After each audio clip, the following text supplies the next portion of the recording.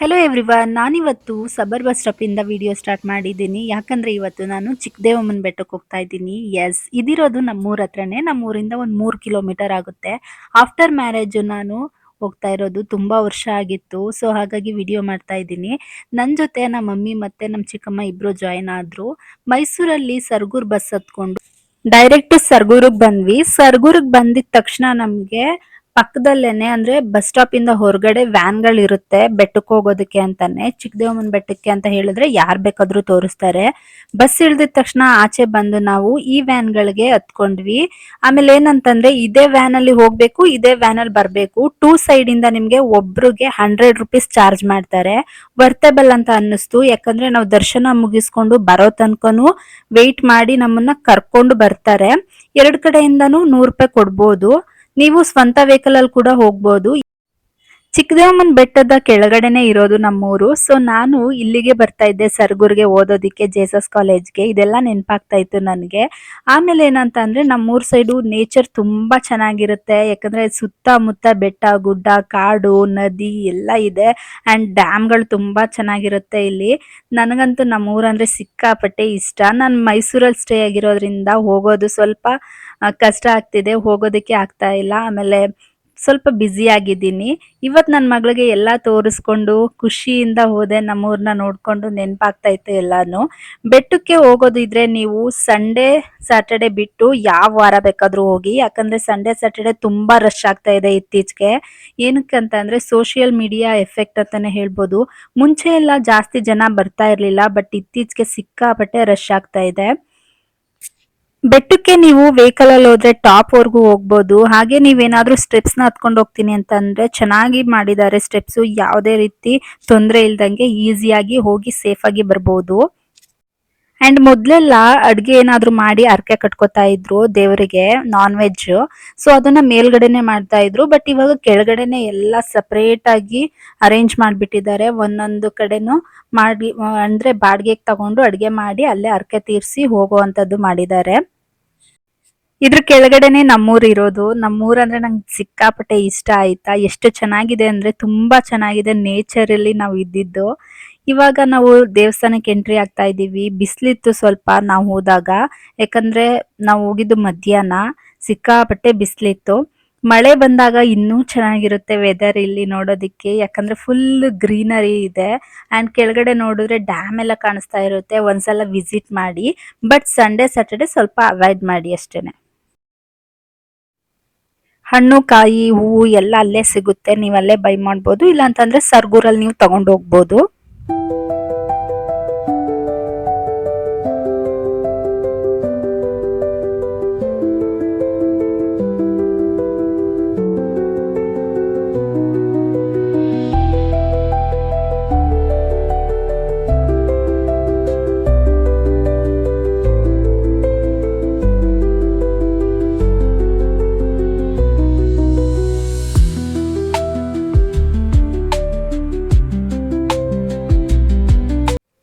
ನನಗಂತೂ ಈ ಜನನ ನೋಡಿ ಶಾಕ್ ಆಯ್ತು. ಯಾಕಂದ್ರೆ ತುಂಬಾ ಜನ ಇದ್ರು. ರಶ್ ಅಂತೂ ಹೆವಿ ಇತ್ತು ಈ ಸಲ. ನಾನ್ ಚಿಕ್ಕವಳಿರ್ಬೇಕಾದ್ರೆ ನಡ್ಕೊಂಡೇ ಬಂದ್ಬಿಡ್ತಾ ಇದ್ವಿ. ನಮ್ಮೂರಿಂದ ಒಂದ್ 4 ಕಿಲೋಮೀಟರ್ ಆಗುತ್ತೆ. ಅವಾಗಂತೂ ಏನು ಜನನೇ ಇರ್ಲಿಲ್ಲ ಗೈಸ್ ಇಲ್ಲಿ. ಈಗಂತೂ ಸಿಕ್ಕಾಪಟ್ಟೆ ಜನ ಇದ್ದಾರೆ. ಬೇಜಾರಾಗುತ್ತೆ ಒಂದೊಂದ್ಸಲ, ಯಾಕೆ ಹಿಂಗ್ ಆಗೋಯ್ತು, ಇಷ್ಟು ರಶ್ ಆಗ್ತಿದೆ ಎಲ್ಲ ಅಂತ. ಬಟ್ ನೋ, ಅದೆಲ್ಲ ಆಗ್ಲೇಬೇಕಲ್ವಾ. ಕಾಲಕ್ಕೆ ತಕ್ಕಂತೆ ಬದಲಾಗ್ತಾ ಇರುತ್ತೆ ಎಲ್ಲಾನು. ಇಲ್ಲಿಂದ ಪಾದದಲ್ಲಿ ಪೂಜೆ ಮಾಡಿ ನಾವು ಸ್ಟೆಪ್ಸ್ ಹತ್ಕೊಂಡು ಮೇಲ್ಗಡೆ ಹೋಗ್ಬೇಕು. ಮೇಲ್ಗಡೆ ಇರೋದು ದೇವಸ್ಥಾನ.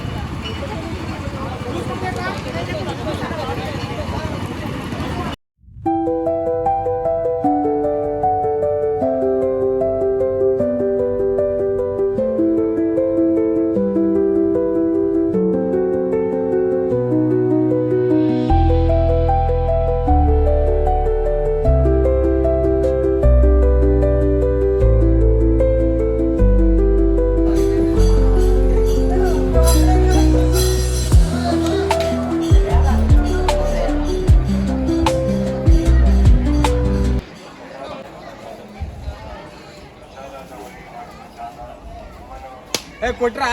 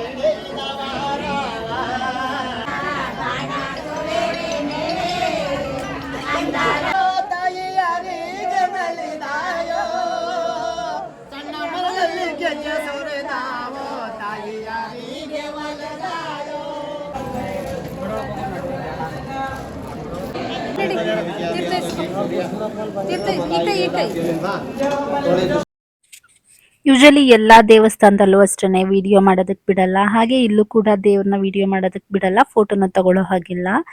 ನಾವು ದರ್ಶನ ಮುಗಿಸ್ಕೊಂಡು ಆಚೆ ಬಂದ್ವಿ. ಆಚೆ ಬಂದ್ ನೋಡಿದ್ರೆ ತುಂಬಾ ಲೈಟ್ ಆಗಿ ಮಳೆ ಬರ್ತಾ ಇತ್ತು ಅಂಡ್ ಮೋಡ ಇತ್ತು. ಸಖತ್ತಾಗಿ ಕಾಣಿಸ್ತಾ ಇತ್ತು ವೆದರ್ ಮಾತ್ರ. ಕೆಳಗಡೆ ಎಲ್ಲ ನೇಚರು, ಬೆಟ್ಟ ಗುಡ್ಡ, ನದಿ ಎಲ್ಲ. ನನ್ನ ಹಿಂದೆ ಕಾಣ್ತಾ ಇರೋದು ಬೀರ್ವಲ್ ಡ್ಯಾಮ್ ಅಂತ ಅಂತಾರೆ. ಸೊ ಅದ್ರ ಪಕ್ಕನೇ ಇರೋದು ನಮ್ಮೂರು. ತುಂಬಾ ಚೆನ್ನಾಗಿ ಕಾಣಿಸ್ತಾ ಇತ್ತು. ಟಾಪ್ ಅಲ್ಲಿ ನಿಂತ್ಕೊಂಡು ನೋಡ್ತಾ ಇದ್ವಿ ಅಲ್ವಾ ಅವಾಗ.